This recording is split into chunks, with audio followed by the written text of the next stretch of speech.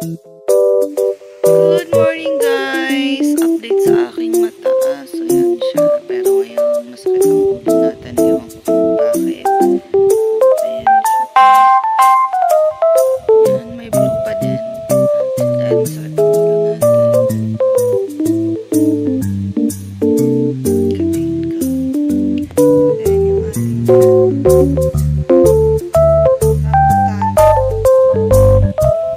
it's it na guys. Mamaya ako nalagyan ng cream.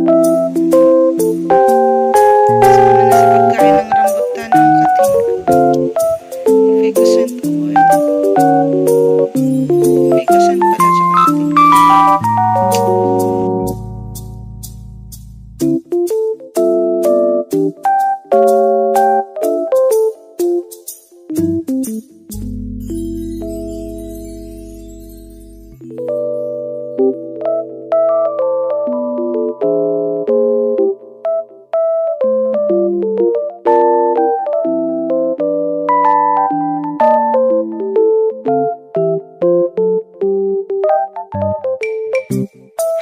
Hi guys!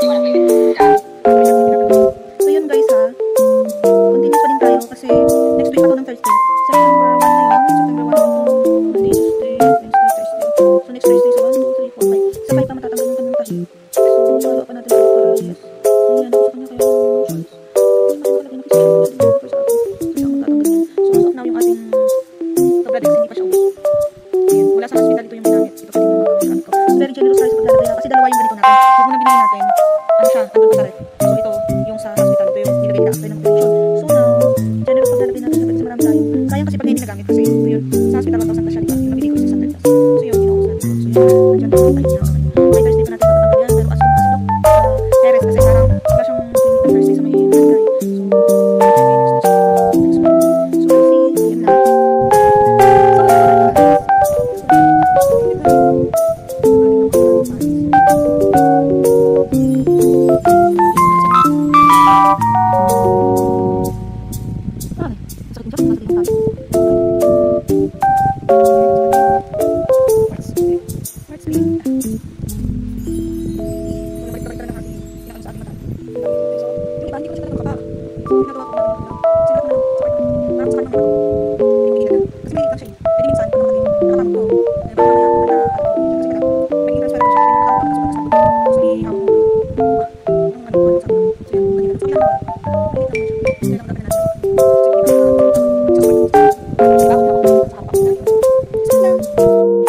Hello guys, kusa na yatang nag-full